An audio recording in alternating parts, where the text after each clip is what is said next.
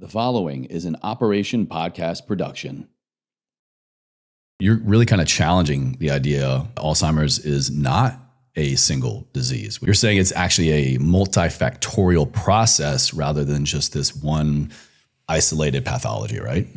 Absolutely, yes.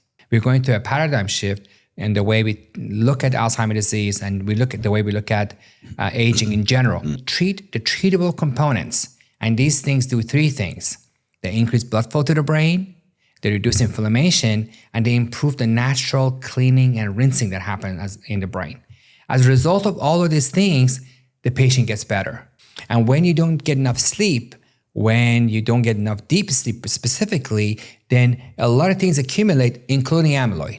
In fact, one study showed that if you keep even middle-aged people in their 40s, 50s, for one night of no sleep, and then check for amyloid levels, you get indications of accumulation of a little bit of amyloid in the brain. Just after one night? One night. And if you walk 10,000 steps a day, your risk of Alzheimer's disease is 50% less. My name is Dr. Majid Fotuhi. I'm an adjunct professor of neuroscience at Johns Hopkins University. I'm also the author of The Invincible Brain. Welcome to Ever Forward Radio. There is now compelling evidence that what we call Alzheimer's disease is a soup of problems. And if you want to put it in two categories, there's a category of collections of proteins we call amyloid and tau. And these, when they aggregate, cause inflammation and they cause brain shrinkage. And then we have this whole other set of things that can cause brain shrinkage. Things like sedentary lifestyle, poor diet, poor sleep, too much stress. And all of these things increase inflammation in the brain and shrink the brain. For decades, people have focused on just these plaques and tangles, on the collections of proteins that cause problems in the brain. And what they have not really focused on is this all other bag of things, which are treatable. So let's say you bring your grandfather to me, and he's 78 years old. He's forgetting things. He's confused sometimes. He doesn't converse as much with people because he's not sure about his cognitive performance. And then when I evaluate, I see that he has, let's say, sleep apnea, and he has a little bit of depression, and he has back pain. He takes a lot of medications. And he comes to me with a diagnosis of Alzheimer's disease because another doctor who saw him felt like, he's confused. He's asking the same question multiple times, and he's in the right age group, so he must have Alzheimer's disease. So that person comes to me with a diagnosis of Alzheimer's disease, and I see that there's a lot of treatable factors that have not been addressed. And then I treat the treatable components, and these things do three things. They increase blood flow to the brain, they reduce inflammation, and they improve the natural cleaning and rinsing that happens in the brain. As a result of all of these things, the patient gets better. So, you address, let's say, 60% of problems in this person, and as a result, they perk up. They start talking again. They start engaging with family members again. The plaques and tangles are still there, although the most recent studies show that even the plaques and tangles are reduced with some of the things I call 5 pillars of brain health. So these days, we're going to a revolutionary stage of what we call Alzheimer's disease and how we're going to approach it. I'm not the only person who says these things. I'm probably one of the neurologists who talks about it in public. My colleagues who are doing research about these things are, doing the research they're doing, and they're not going outside to educate the public. So it's not just me who's saying these things. There's a whole group of experts, neurologists, neuroscientists, clinical specialists. A new wave, a new train of thought. Yes, we're going to a paradigm shift. We're going to a paradigm shift in the way we look at Alzheimer's disease, and we look at the way we look at aging in general. Let me give you some perspective on things, okay? Please. So in 1950s, people didn't think exercise was good for you. In fact, they thought exercise was unnecessary or even harmful for people who have heart disease. If you had heart disease and would go see a cardiologist, they would prescribe rest because they don't thought, want to overtax the heart, yes, right? The idea was that your heart beats so many times in a lifetime, don't use it up. I forgot about this. Yeah. Yeah, and this was the common idea that all the doctors lived by. And it was one of the earliest doctors who challenged that idea was actually the physician for Eisenhower, Dr. White. And he was one of the first cardiologists said, no. Exercise is actually good for you. It reduces heart disease.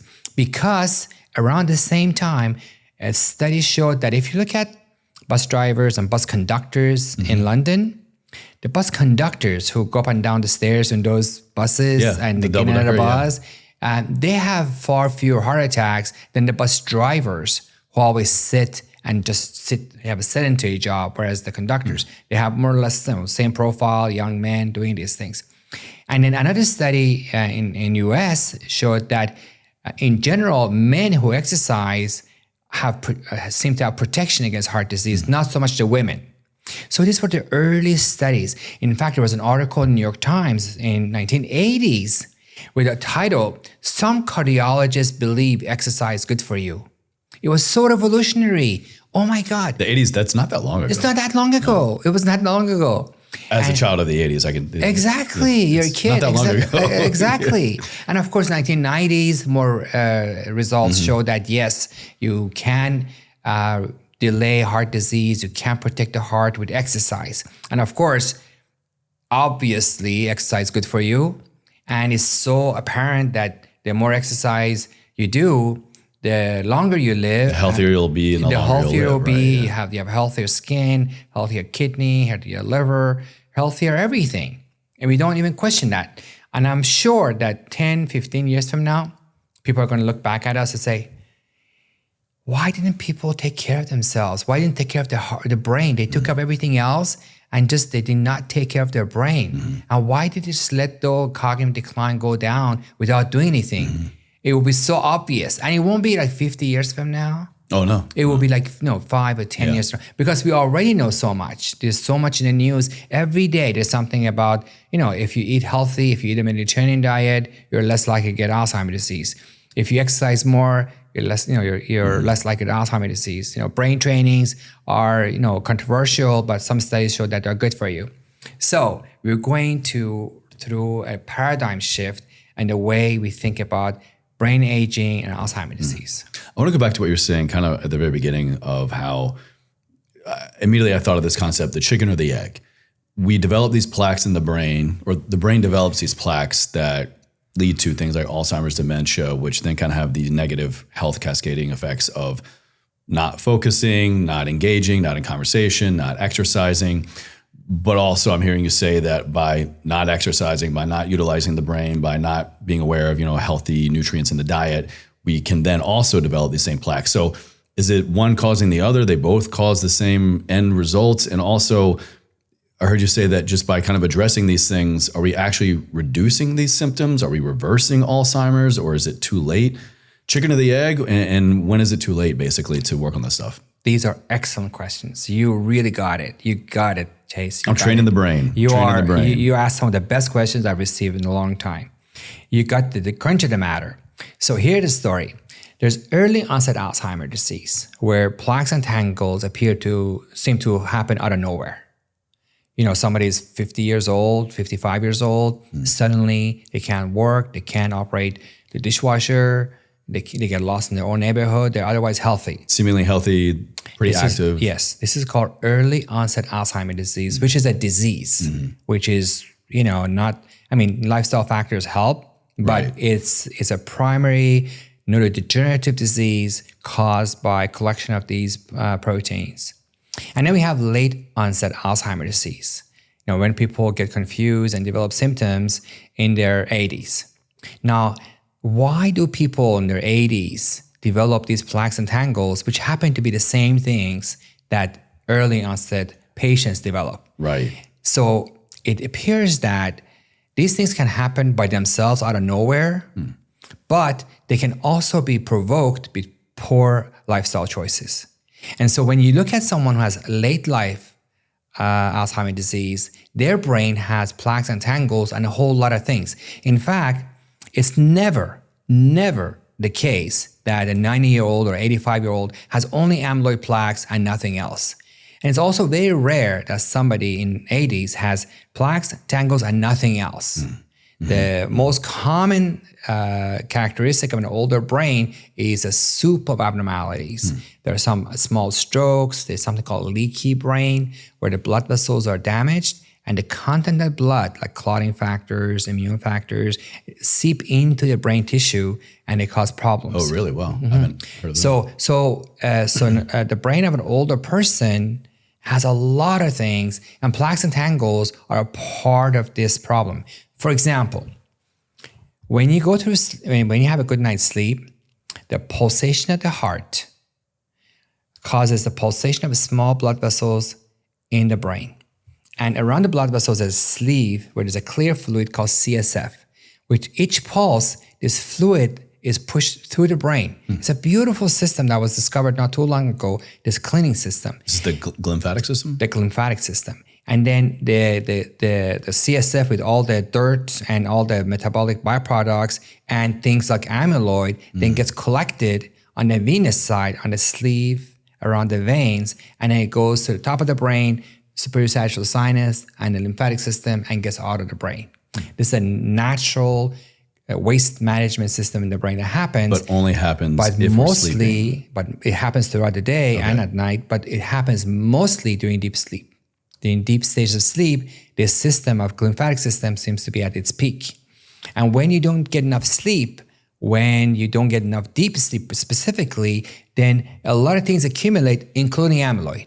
In fact, one study showed that if you keep even middle-aged people in their 40s, 50s, for one night of no sleep, and then check for amyloid levels in their blood or in the CSF, you get indications of accumulation of a little bit of amyloid in the brain. Just after one night? One night.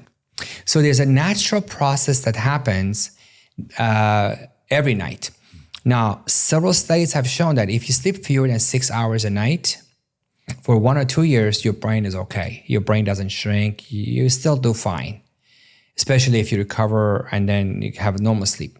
But if you're someone who chronically has slept fewer than 6 hours a night, after 20 years, your hippocampus, the part of the brain which is important for memory, which is the size of your thumb, is half as big as people who had a normal sleep. So over decades, your brain literally is getting eroded every time you're not getting sleep. And these are the discoveries that have made us appreciate how our lifestyle choices affect our brain at the microscopic level every day, but then depending which way we're going, these accumulate for the better or for worse. And this is the new discovery. So in short, the plaques and tangles happen out of nowhere, seemingly, in young people who often have a genetic component. The plaques and tangles are a part of a big picture of a lot of things going wrong in people in their 80s. And they're less of a genetic factor and more of a lifestyle factor. Let me give you an example. Please, yeah. If you are a person who usually walks 3,000 to 5,000 steps a day versus someone who just has a desk job and they don't walk that much, and we monitor you for 10, 15, or 20 years, your brain would have so many fewer of these tangles than someone who had a sedentary lifestyle. So just being active... 3,000 to 5,000 steps is really nothing. Nothing. Yeah. And if you walk 10,000 steps a day, your risk of Alzheimer's disease is 50% less. Wow. 50% less. And this is, multiple studies have shown that. Another example. Let's say you're someone who eats a Mediterranean diet. It's not so much Mediterranean, like you don't eat junk food usually. You like fruits and vegetables. High in omega-3s. You try to take fish 2-3 times a week. You know, your omega-3 levels are good. You eat your yogurt. And versus someone who eats a standard American diet. You know, junk food, high-fat food, ultra-processed food, sugary food. And then let's say you follow people, and this study was done in Chicago. This is a long-term memory study where people had gone to the center and they had their brain functions evaluated every year for 10, sometimes 20 years. And some people change their habits, but people usually stick with the habit they have in terms of their lifestyle. And they agreed to donate their brain after they pass away. When researchers, Dr. Agarwal and her colleagues, looked at the brains of people who had eaten a Mediterranean diet and compared it to people who had not, the people who had a healthier diet had a brain that was 18 years younger in terms of plaques and tangles compared to people who did not eat that diet. That's huge. That's huge. And this is what I'm telling you about how the lifestyle factors are leading to the very things that then we use as a diagnosis of Alzheimer's disease. And that's why we can prevent Alzheimer's disease, because Alzheimer's disease is being diagnosed with how much plaques and tangles you have in your brain, not so much about all these other things. The leaky brain, the inflammation, poor cerebral blood flow. These are all the problems that are contributing to cognitive decline. And then these other things.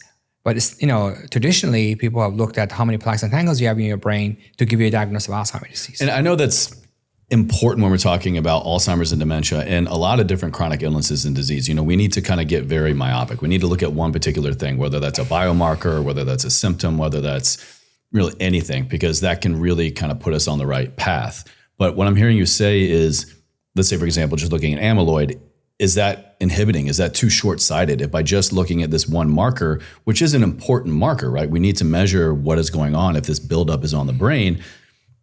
But is that too short-sighted? Is that just as important of a marker to monitor, or do we need to have a more robust palette?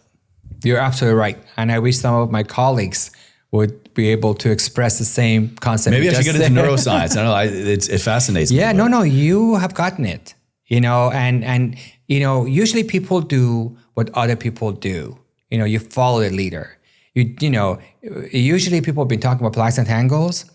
And so if you come to the field and you want to get a grant, you have to say that I'm looking for plaques and tangles to get your grant. Well, because that's what the science has shown thus far, right? Yes. And also people who, approve the grants are doing research on plaques and tangles themselves.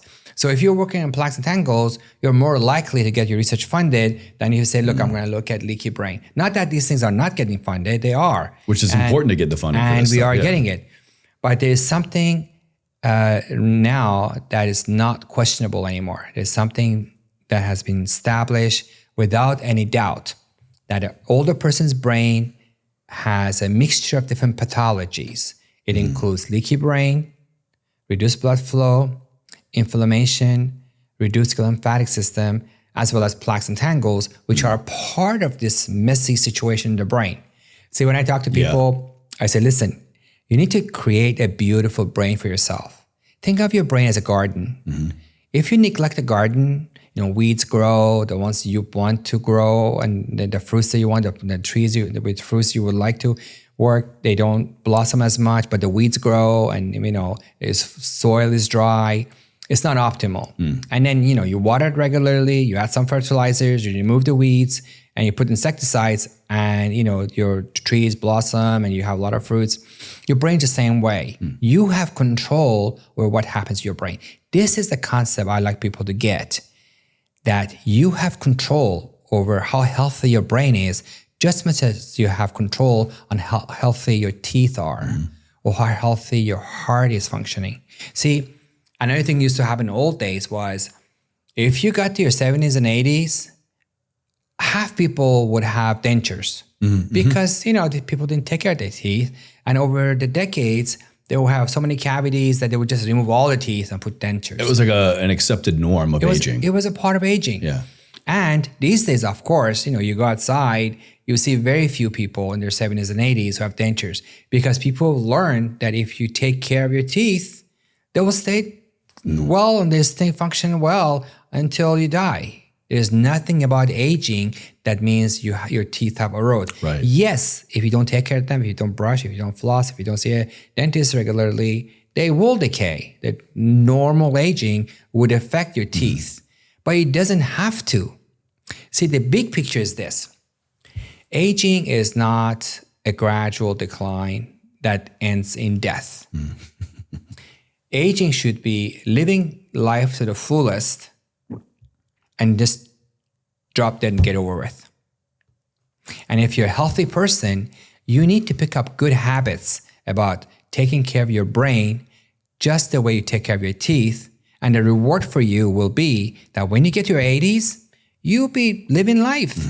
You'll be traveling, you'll be contributing to society, you'll be part of book clubs, you'll enjoy life. You shouldn't think that, I'm sharp, I'm happy, everything is going well now, And now I'm old and everything's gone. And when you get old, I'm either lucky and I dodge Alzheimer's, or I'm unlucky and I will be hit by Alzheimer's. You have so much control. I think only 5 or 6% of people have a genetic component for whether they stay super sharp regardless, or they have cognitive decline. Like a regardless. genetic predisposition to Alzheimer's and dementia, or just general brain health I think decline? general, that there may be some genetic factors. And it's not necessarily plaques and tangles. There are, mitochondria, as you know, is an important part of each cell. There are energy producing organelles inside each cell. The energy they produce in the form of ATP provides the fuel for brain cells to work, your heart cells to work, your liver, kidney, everything. And when you exercise, you increase the number of mitochondria, which means you have more energy for all your body organs from head to toe. And you increase the efficiency of the ones you already have. Yes. And when you don't, if you have a sedentary lifestyle, then the number of mitochondria declines, Right. And they develop senescent. They don't function as well, and they actually create what we call reactive oxygen species. So the aging mitochondria. Are these the zombie cells? I've heard this term used. So those cells become zombie cells. So the process of aging in the old-fashioned way results in aging mitochondria. We good, Nick? Yeah, sorry. Okay, sorry. Didn't even need my attention. Okay, good. Let me repeat that. Pick back with the Yeah. zombie cells, yeah. So mitochondria are such an important part of each cell, and if you don't take care of yourself, if you have a sedentary lifestyle, if you smoke, if you have poor sleep, if you stress too much, then your mitochondria age. Yeah. And when the mitochondria become frail, not only they don't function, they actually create problems. They become a part of the mess that's generated inside the brain. They increase reactive oxygen species, they increase inflammation. It's not like the mitochondria are aging, and as a result, you have fewer ATP. I see. They actually contribute to the fire in the brain. They increase the free radicals and reactive oxygen species.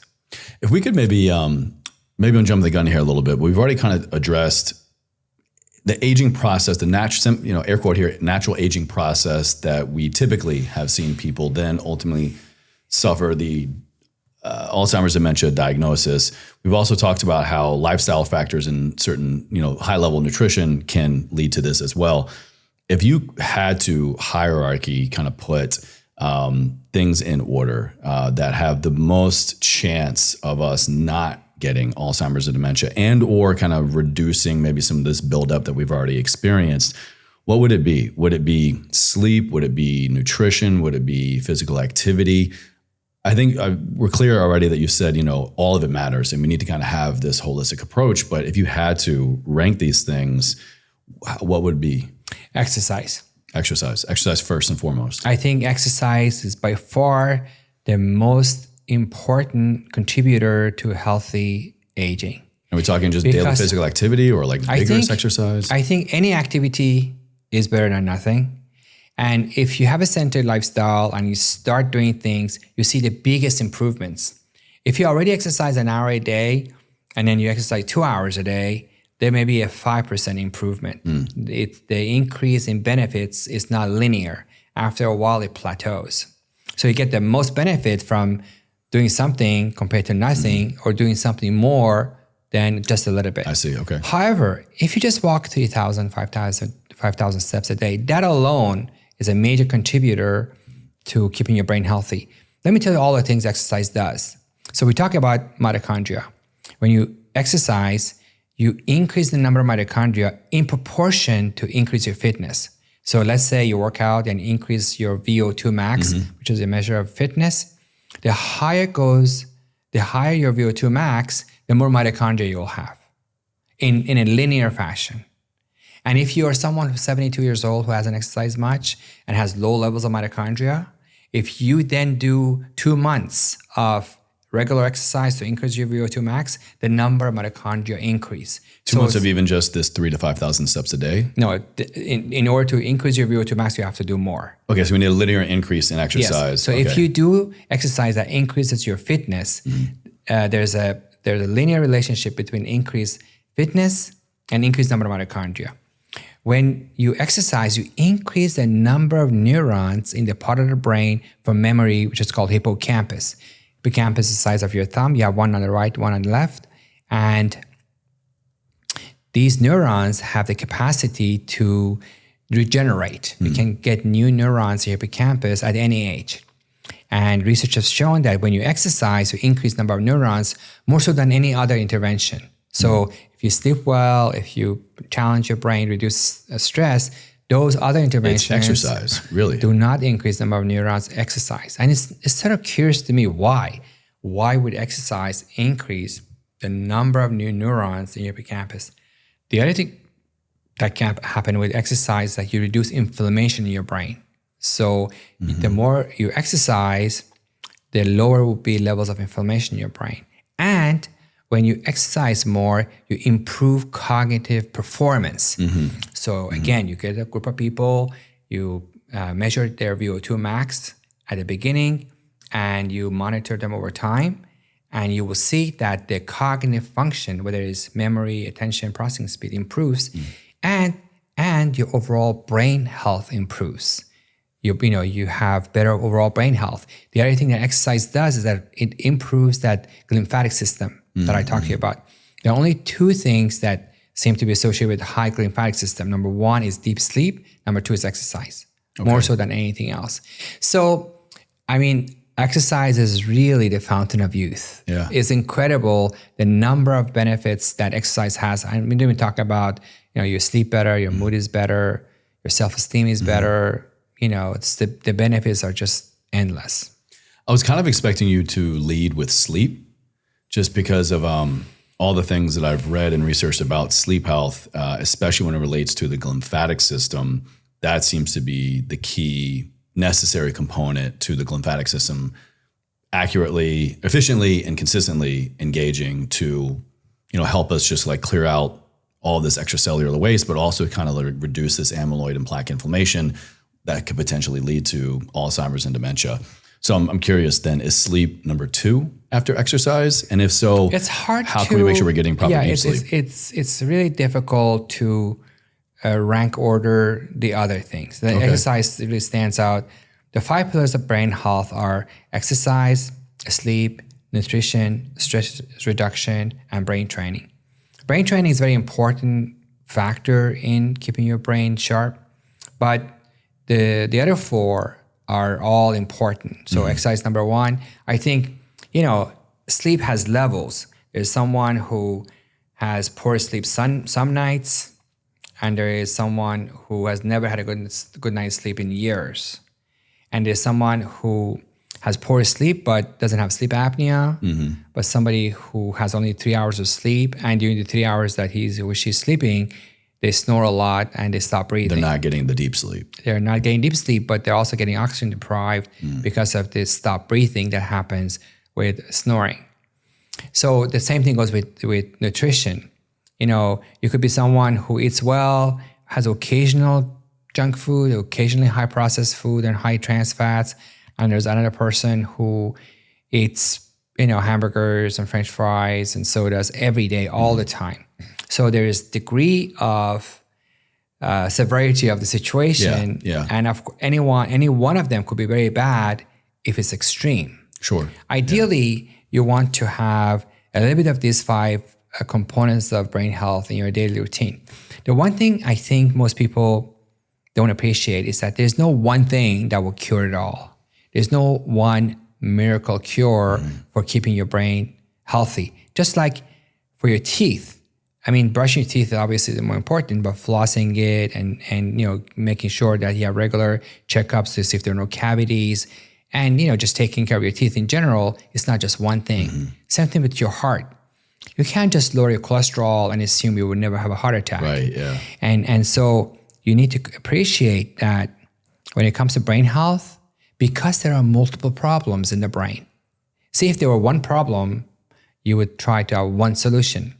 But we know for a fact that there are at least 10 problems that cause what we call brain aging. Inflammation, I talked to you, inflammation, reduced blood flow, reduced lymphatic system, the leaky brain, so many other factors that that accumulate over time in the brain. And that's why exercise alone is one of the best things you could do. But if you just exercise and ate a poor diet and have poor sleep and you're stressed all the time, you never challenge your brain, you won't see as much results as you would see if you combine. And you don't have to make a big deal out of it. You shouldn't think, oh my God, I'm going to, starting tomorrow, I'm going to change my life and I'm going to do everything right. I suggest you start easy. If you're exercising, say 10 minutes every other day, make it 20 minutes every other day. Don't make it into a big production. Set realistic goals. Set realistic, achievable goals. Realize that every little thing you do helps. And then when it comes to food, you see that French fries, don't eat the whole thing. Eat half of it. And realize that is horrible. That's like smoking. That's really bad for you. And then feel good about yourself that you only ate half of it. And you see a donut, don't eat the donut. Don't touch it. If you have to bite, take one bite to satisfy your sugar craving. And then be proud of yourself that you did that little bit. And there's no time. There's no urgency in the matter. You have years to get better. It's better to start forming new habits instead of trying to do everything right. If you set a goal that, starting tomorrow, I'm going to do 5 pillars of brain health exactly like the way you're supposed to, chances are that you will not stick with it. If you do, great. In my program, we provided an intensive brain fitness program for our patients who were in their 70s or early 80s who were diagnosed with a condition called mild cognitive impairment, which is a normal stage between normal and Alzheimer's. And that patient population who worked with us, and we worked with them to do all 5 pillars of brain health in a personalized way, so many of them improved, 84% improved, and half of them increased the volume of the hippocampus in 3 months. We provided this program for young people, in middle-aged people who had ADHD or concussion symptoms, persistent concussion symptoms. And they too improved their brain functions.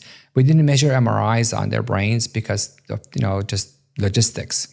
However, 80% of people who had either ADHD diagnosis or a diagnosis of post-concussion syndrome improved. And this is not these patients telling us they feel better. We have performed objective cognitive testing and a third-party computer-based cognitive testing. And in those tests, 80% improved. 80% improved. And these are the people who have always been complaining about, I'm forgetting things, my attention is poor, I'm not organized. Brain fog. Brain fog is the most common thing we saw. The point that most people don't appreciate and I find interesting is that they think that if they have a problem with their brain, it is what it is for the rest of their life. Like, I'm not good with remembering names. How often do you hear that? And that is absolute fallacy. This is absolutely wrong to say I'm not good with remembering names. So you keep telling yourself, and your reinforcement, it's a self-fulfilling prophecy. You say I'm not good with names. You see someone begin to believe it. And you just hear the name and then you don't remember it half an hour later and say, see, I'm not good with names. Next time you see someone, you won't remember the names because you told yourself that story. Yeah. But if you start saying, you know what, I am good with names. And when you meet someone, just pretend that you would get $10,000 if you memorize that person's name. Chase will give you $100 bills. You remember one name every day. Come see Add Chase. incentive to it. Yeah, it anchors people a lot more. People would not remember a name for $10,000. Yeah. Obviously, they would. Yeah. And then, after like a few weeks, they can remember 2 names. And then maybe 2 months later, 3 names. Before you know it, they are good with remembering names. And that's the thing that people need to do. Small little habits such that they will accumulate over time. Compound. And then they become a routine. Yeah, compounds. So now when you see someone, you don't say, I'm not good with remembering names. Yeah. You say, I'm good with it. And the benefits compound, just like you said. Like, it's like, if you have some investment and you're trying to make, decision on, what to invest on and how to build a portfolio so that you will have plenty of money in retirement, you will look at what's the best thing you could do and you will create investments on a regular basis. You don't put a whole bunch and then forget it. Right. You try to put deposit something on a regular basis to let this compound. And they do compound over time. And the same thing happens in the brain. And we call that brain retirement fund, brain reserve. When you're in your 20s and 30s and follow 5 pillars of brain health, you increase the number of neurons, you increase the number of synapses, these contact points in your brain, you increase the number of connections between parts of the brain, and as a result, you have more brain. I think most of us in our 20s are probably killing a lot of brain cells. Too much fun, too many long nights. But hopefully this kind of sways, culture a little bit.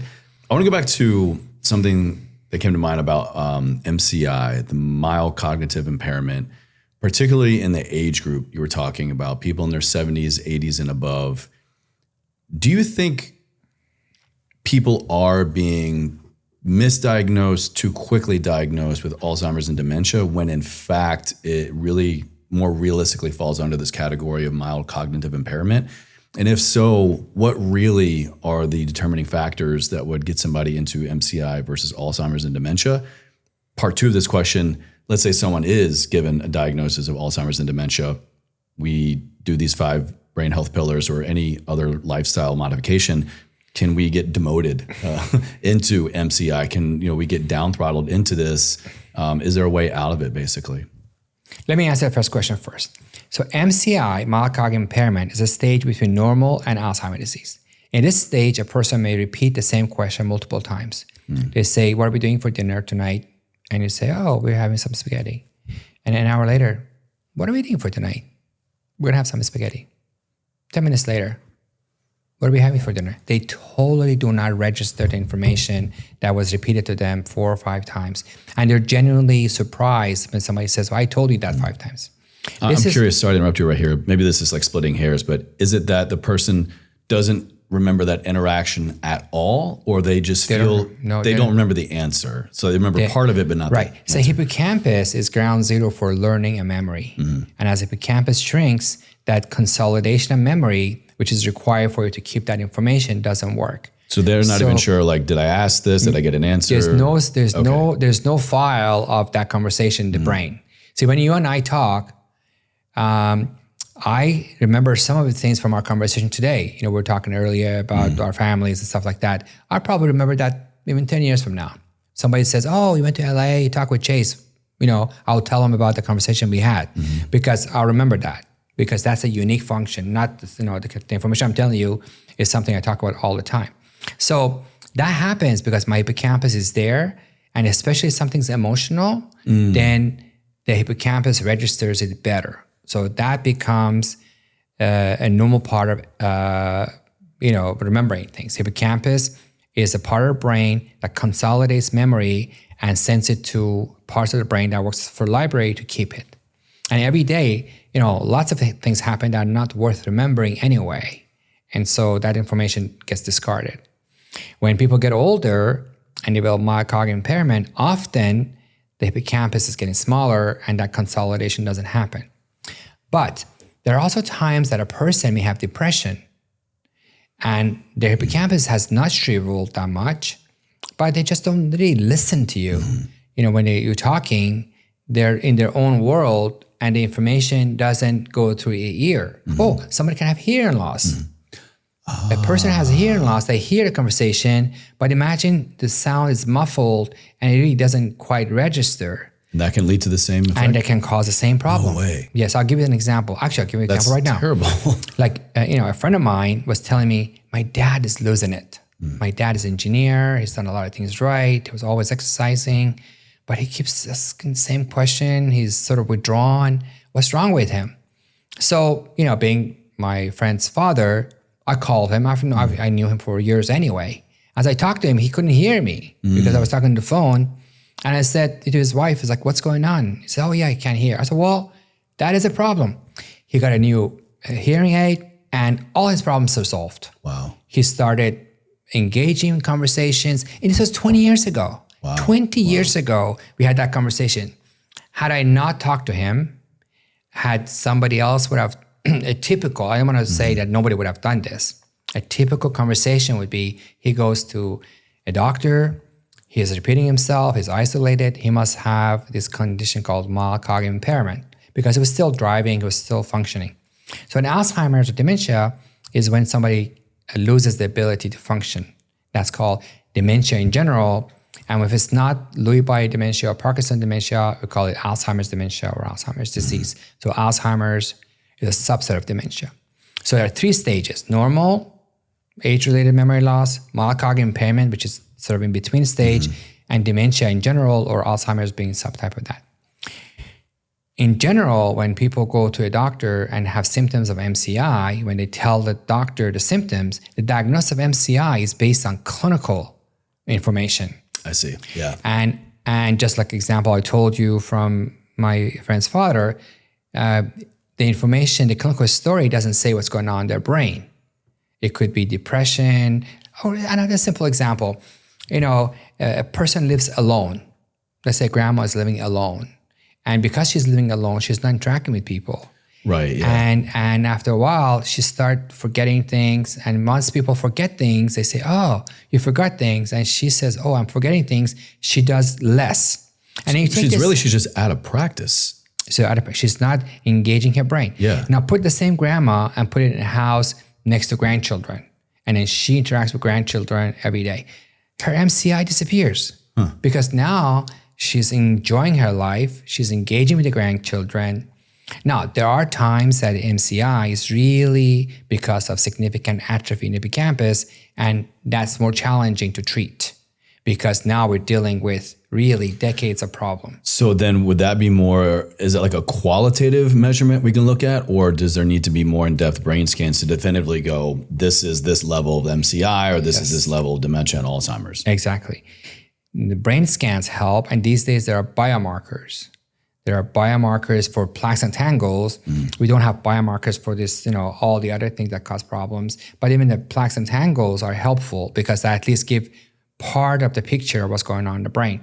So if somebody has the symptoms of high levels of amyloid in the brain and high levels of tau in the brain, that's worse than someone who's forgetting things, but they have normal levels. Oh, I see. So the brain, the levels could be there and be symptomatic, or the levels could be there and not be symptomatic. So it can go either way. Yes. So it's one doesn't require the other, but it's just a matter of both are present. That's when the severity is more important. That's another excellent question you just asked. So a person can have some plaques and tangles in the brain, but if the brain's healthy otherwise, they would have no symptoms. So the nun studies in the 1980s showed that if you look at sisters who live in monasteries in their 80s, and they're still teaching and reading and participating in community activities and crocheting and driving, and they're doing everything. And when they passed away, they donated their brain for research.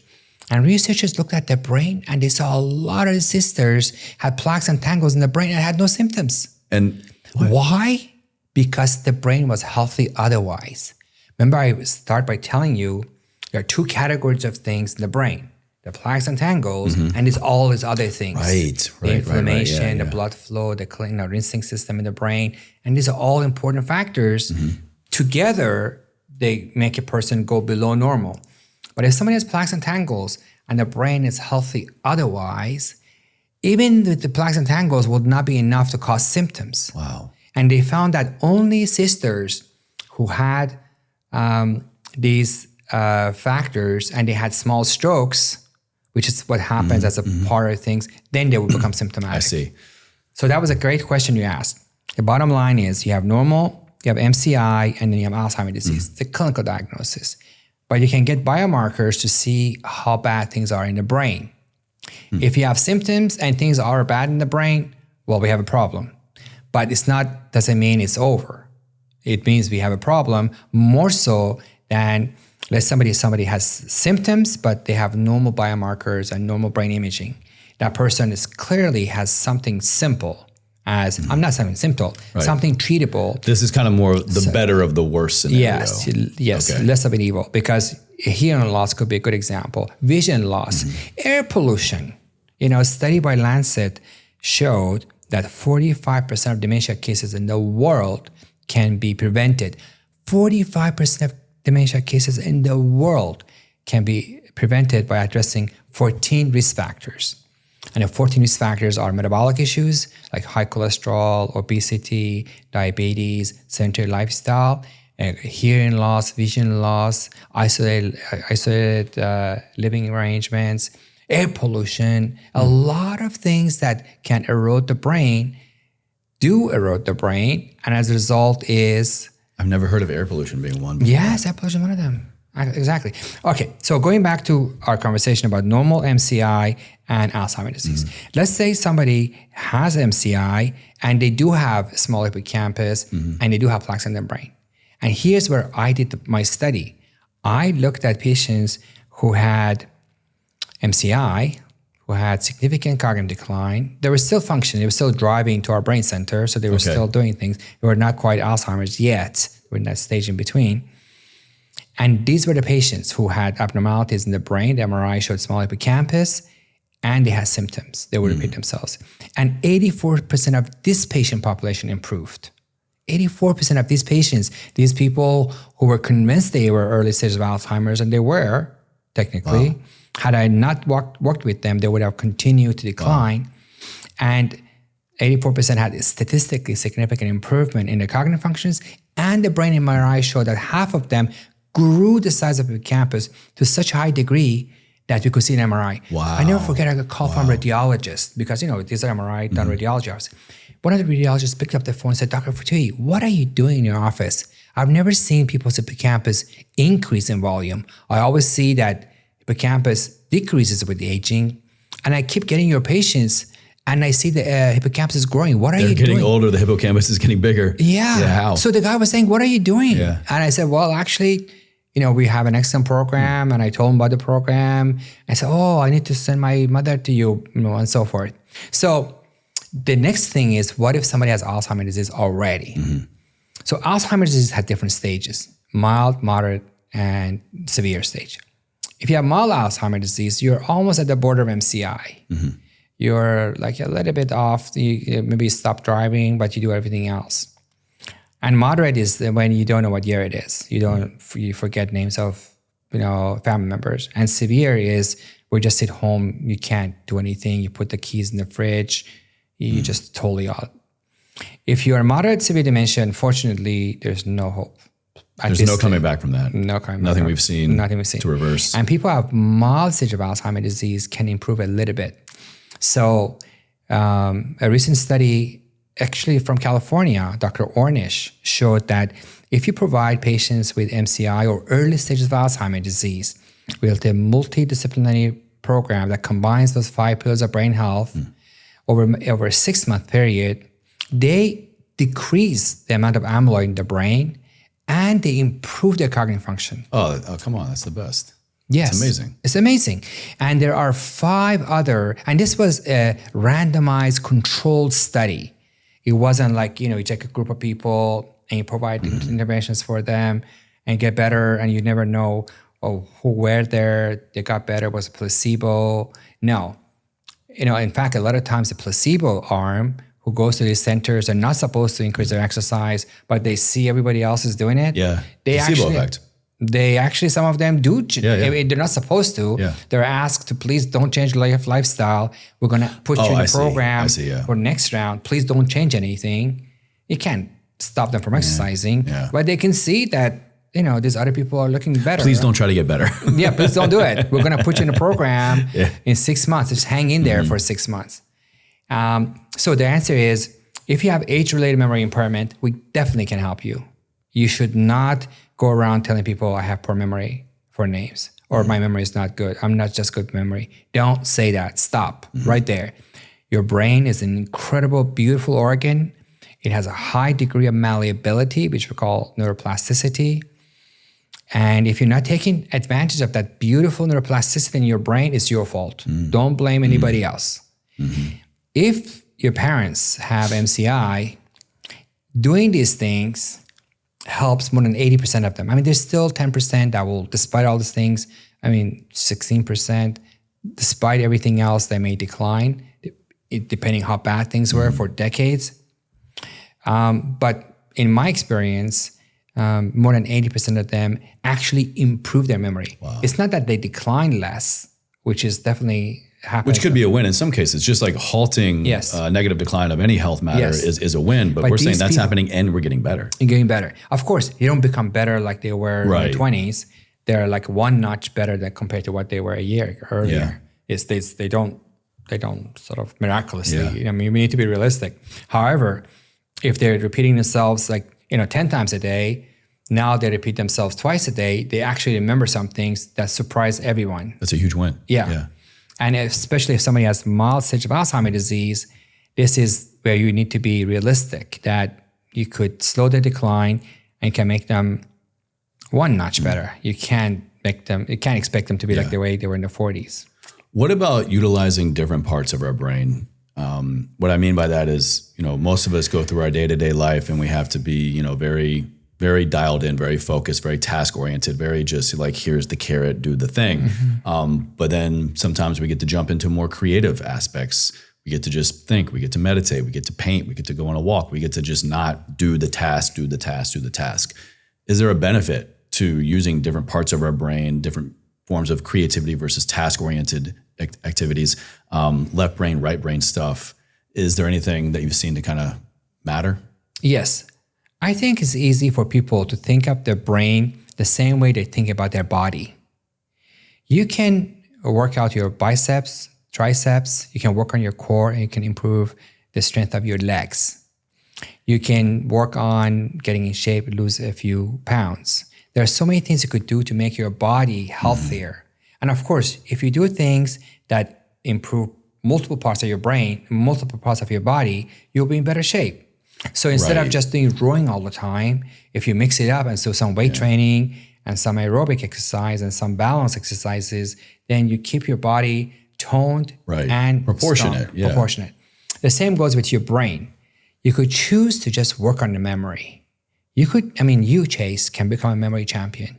If I put you in training and give you 4 hours of training every day, in 1 year, you can consider to run for a memory championship in California. My wife would love that. Yeah. Let me give you an example of a friend of mine who did just that. Nelson Dellis was in college. I was actually doing his master's degree in computer science. He was just a regular computer science guy. And his grandmother died of Alzheimer's disease. And he was shocked. And he said, I don't want to develop that. And he started to do memory exercises 1 hour a day on his own. Like what?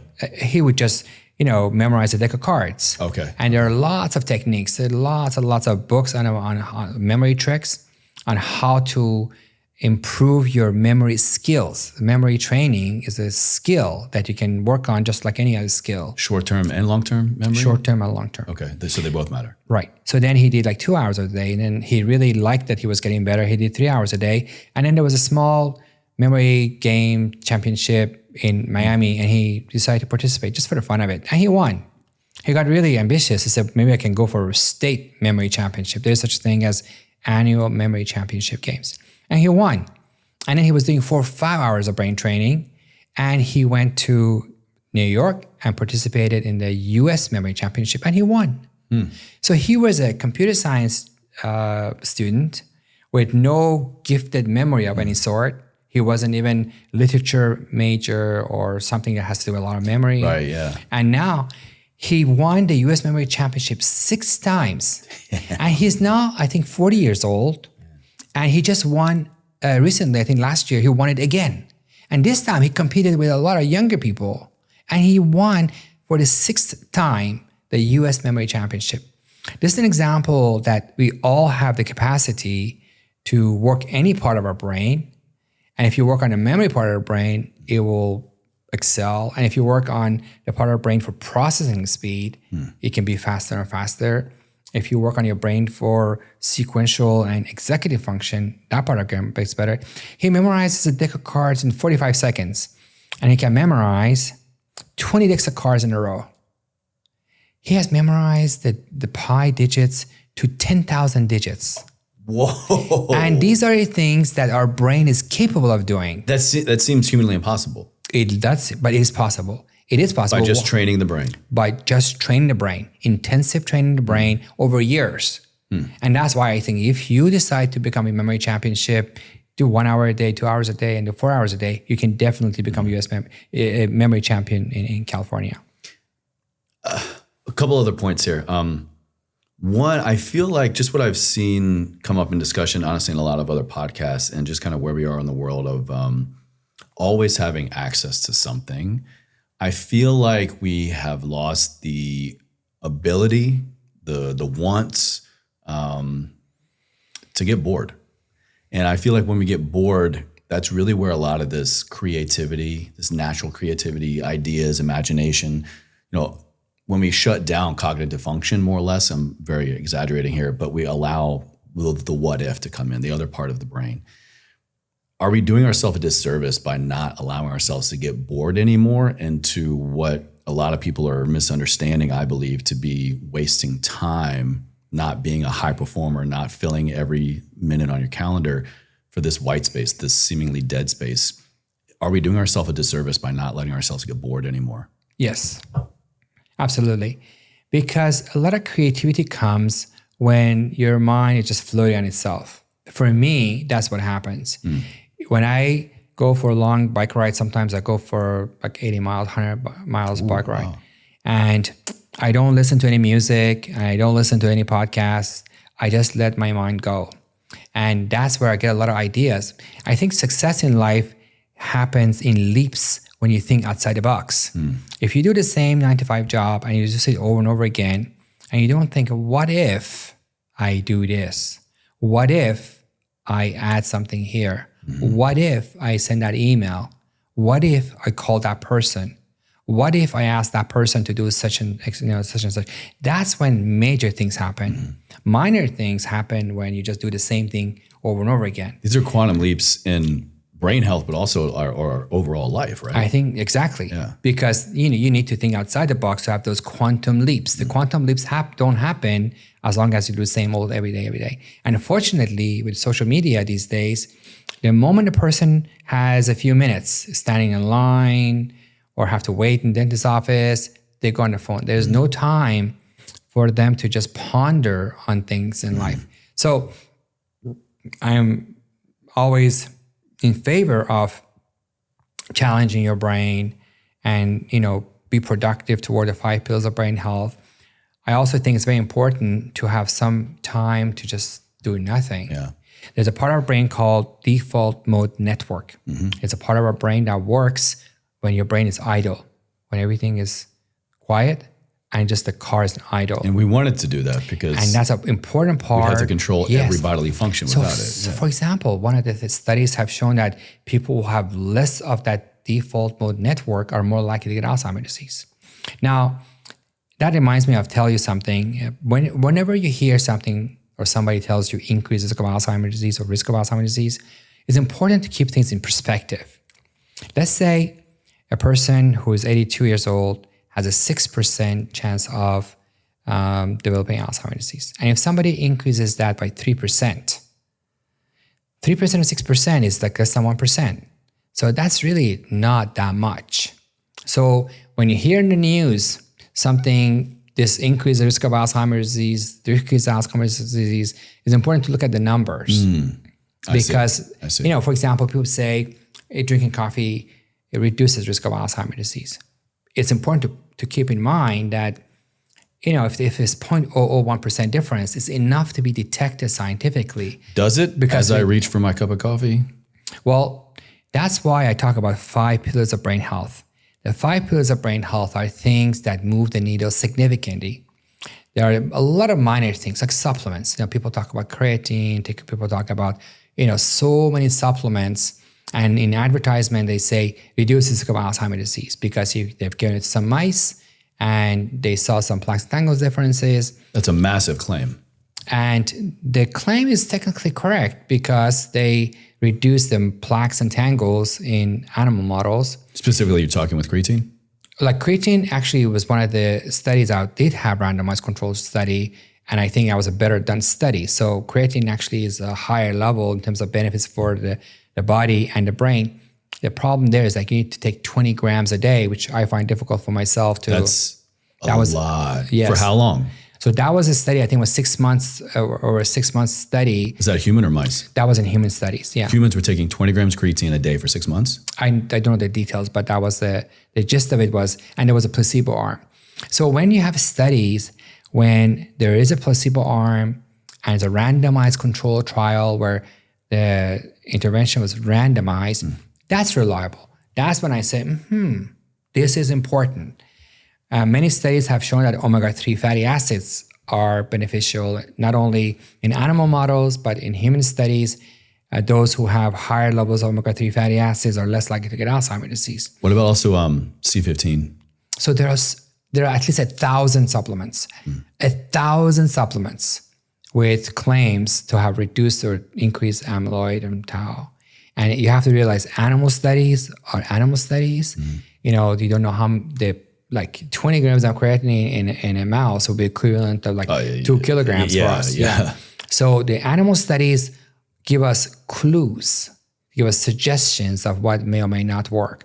You should never take the animal study to say, we found a cure for Alzheimer's disease, because that's a preliminary result that most of the time when you do human studies, they don't pan out. Yeah. So in general, I think when you hear things about Alzheimer's disease, reducing or increasing risk, don't take it as, oh my God, this is, I have to change my life based on these findings. You just take it as a suggestion and pay attention to studies where there's a randomized control study. Always. So the study I was told about Dr. Ornish here in California was a randomized control study. Some were assigned to this multimodal lifestyle intervention. Randomized double-blind placebo. And you can't do double blind because the person doing it, they know what they're doing. And the doctor is talking with the patients, individuals. It's hard to do. But they are randomized in that, person A goes to this group, person B goes to this group, C goes to this group, D goes to that group. And they're usually same level of education. They're usually healthy. They don't have don't have cancer or major dementia to begin with.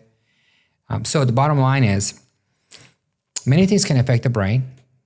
And as a result, there are many studies that have shown changes in the brain with supplements or lifestyle changes or gadgets, and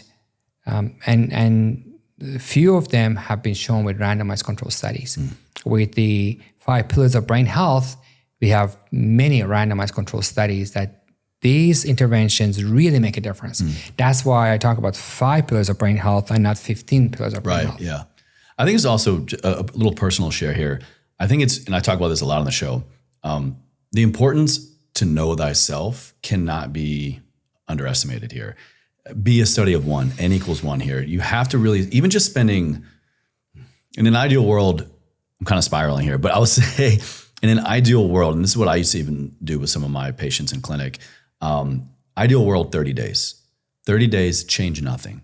Just monitor yourself, take notes of yourself, how you sleep, your mood, where you are, who you're with, what you're doing, your food, your nutrition, your activity, like anything and everything. Just monitor it. And then I think starting there allows you to first and foremost finally know yourself. And then lean into any of these levers that you want to change, adding, subtracting, whatever it might be. Because once you start from that base point of this is how I feel when I get a good night's sleep, or what is a good night's sleep to me? Is it time? Is it going to bed at this time, waking up at this time? Am I in a better mood around this person? Did I exercise twice this week and 4 times last week and therefore I feel better? Start there. And with that, where I'm going is, I think only then can you really know. After looking at the science, there's a lot of great studies that once you learn how to read properly are great tools to kind of influence or just advise. But once you have that baseline of yourself, I have found like when I'm off my game, I'm a new dad, right? This last year, my sleep game has been like crazy. My physical activity has been crazy, getting back into the groove. But when I shift focus to increasing omega-3s in my diet through whole food sources like salmon, fish, things like that, really doubling down on my omega-3s, a nice high quality omega-3, as well as C15 for me, has made profound differences. I even did a test run on a megadose, if you will, of creatine. Tried the 20 grams for like 4 or 5 days. I began to get a little bloating, which is to be expected with that amount. I was able to actually really get noticeable difference in my qualitative state of being and functioning and sleep health and just reducing brain fog with 10 grams. So 5 is kind of the old adage of, 5 grams for most men, I think 3.8 for most women. You're going to get the most strength building recovery benefits. But now for brain health, that's why I was kind of choosing to double down. And it made profound difference in my life. And so whether it's 20 grams in the study or 10 grams for you, it really does move the needle. But I don't think I would have known that without knowing my baseline of all these years of having these foundational habits that you've been talking about in place. And with that, I'll say last thing is, I know that by doing these things or not doing certain things, it makes me feel on or off. And then when I introduce higher levels of these healthy fats and creatine, it made a noticeable difference for me. And that's just how I feel. But I also know the science behind it. So I know that it's actually moving the needle in terms of my brain health. So that becomes kind of a self-feeding prophecy, if you will, of I'm doing things to make myself better and more present and get through today. But I know that it's helping my brain for hopefully thwarting Alzheimer's, dementia, and MCI like we've been talking about. Exactly. In my book, I have a questionnaire called the Brain Fitness Calculator. There are 15 questions from 1 to 5 that sort of addresses things from what kind of food you eat, how your sleep is, and it takes 5 minutes and helps people get a gauge as to where they are. Amazing. And then this quantifies how you're doing. And first of all, you have 15 questions from 1 to 5, which you can always look back, but you can do some things for a month or 6 weeks, and then do it again and see whether you have some objective improvements. One thing I noticed that when we were doing our program, people were getting better little by little. And it was so subtle that they didn't realize, but the family member had noticed. Yeah. Because it's like when you go to the gym, every day you're a little bit better, but you forget. And you look back at a picture 3 months ago and you're like, oh, wow. Yeah, wow, exactly. Yeah. So that picture is an objective information, and cognitive functions are not people, it's not something that people can grasp or take a picture of. It's sort of out in the air. And we did cognitive testing to get objective information about memory, attention, concentration, executive function, processing speed. And we also did questionnaires. And these questionnaires were even more important because the questionnaire told me this is how this person is looking at himself or herself. Oh, wow. Because, sometimes the cognitive test scores may not show improvement, but they felt better because the cognitive tests are not perfect. They're not a real picture. They select a few cognitive domains and they compare it to a control group. So if you happen to improve cognitive function in these domains that we're testing, we would see results. But let's say you're a better dancer, you're a better artist, you're better at doing things around the house, that will not be captured on a cognitive test. But you're considering that improvement. Of course. And it is. Of course. It's the most important improvement because it's in your life. And that kind of results show up in the questionnaires that we ask people because people know how they're doing. So we have a brain fitness calculator that gives you the big picture. And we have 2 smaller questionnaires, one for cognitive symptoms and one for emotional behavioral symptoms.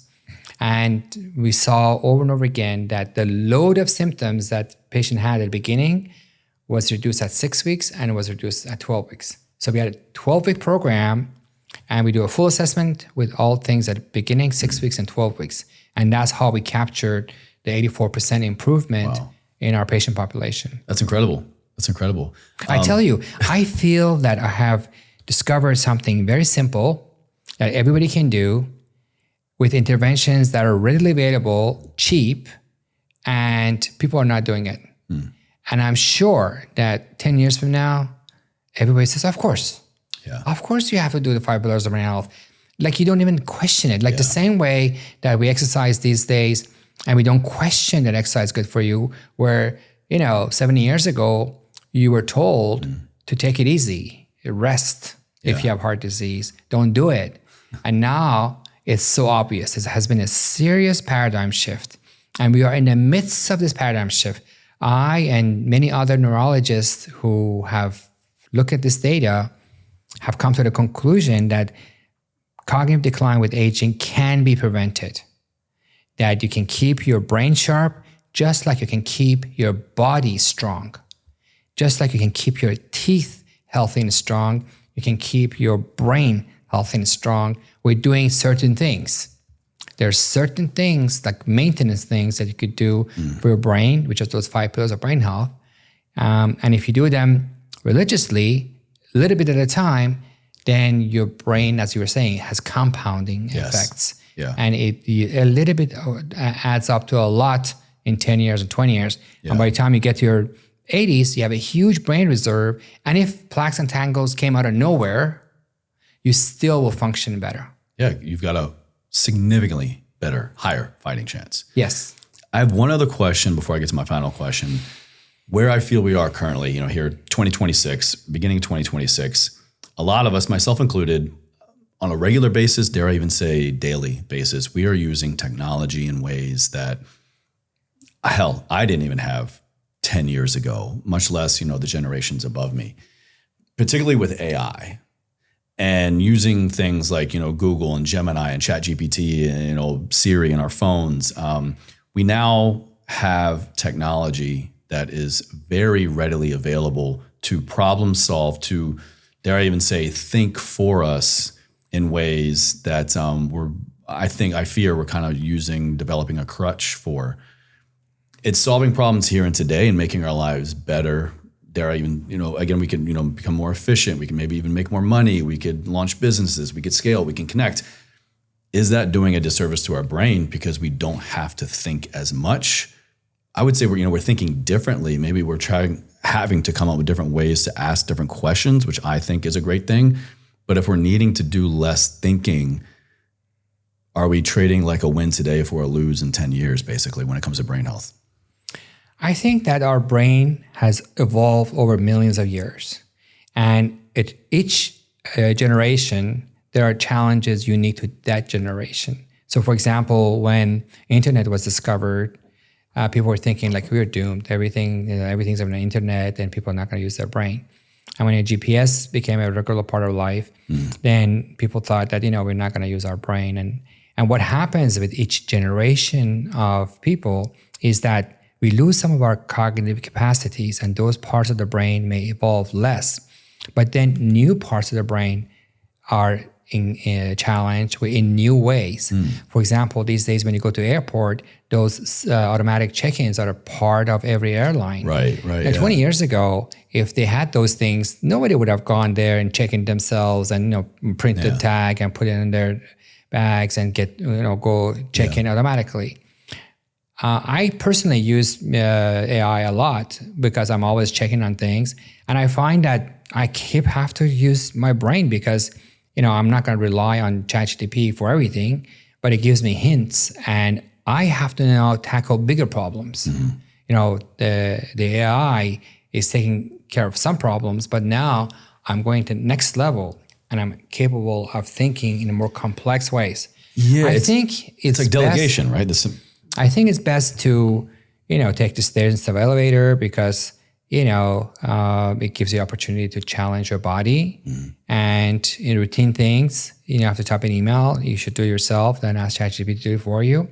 You should constantly challenge your brain and don't become lazy in using your brain. But I don't worry as much that, 10 years from now, we are all sort of, doing nothing and just the AI does everything. I think we will be developing new AI systems and we will be doing so many advanced technology that we will challenge our brain in new ways that we don't even can consider at this point. I was a little surprised by your answer. I was kind of thinking you might say like, yes, absolutely. But in your description there, which I thought was beautiful, it kind of brought me back to, I think, what I even brought up in my original question, and that's the importance and value when it comes to brain health and just being a human, contributing to society, and that's of questions. And I think the more that we're finding the integration of AI and technology, to your point, it's, we're having to think differently, think higher. And that requires different questions. We can't ever get better at this prompt or using this tool to make certain tasks easier or better or even not unnecessary. It comes down to the quality of our questions and the depth and the dynamicness of these questions, which we would never get to if we didn't have these tools, right? Interesting. Speaking of questions, my last, to bring it back to the theme of the show, this has been so informative and exciting for me. And I honestly wish I had another, hour with you, but this is meant to help me and my audience move forward in a unique area or all areas of our life, our well-being, to move ever forward. What do those two words mean to you? How do you live a life ever forward? I think you need to set a priority to be happy. Happiness is not something that comes out of nowhere. You are the architect of your life. And if you're not happy, you need to take ownership of why you're not happy. And I say that to myself and a lot of people around me. You can't blame other people when things are not right. You need to work on your own self, and you need to take ownership, because quality of life is about happiness ultimately. Whether we live in a jungle or we live in Los Angeles or small village or Alaska or wherever, a different status in terms of professional status or the environment. Ultimately, what matters is how you're spending your days. How do you feel about yourself? And the same person can be happy in the most technically, ideal situation or not so ideal situation. So I think that's, it's good to think about brain health and living longer, keeping your brain sharp. But I included when I always think about how I can be a happier person and how I can create an environment for myself so that I can be happier and the people around me can be happier. How you build your day is how you ultimately build your life, right? Yes. Yeah. This was incredible. Merci, Majid. Where can my audience go to connect with you, to learn more about you, get the book? Everything will be down in the video description box on YouTube and show notes, episode resources in the podcast. But where's the best place to connect with you and learn more? I have an Instagram and a LinkedIn and YouTube page. I also have a website, drfotuhi.com. I also have developed an app and an online course with the Invincible Brain. So if you search Invincible Brain, a lot of information will come up. And by the time you're listening to this, watching this, the episode is live, the book is live, the book is out. So, so good. Yeah, congratulations again. Thank you. My pleasure. Yeah.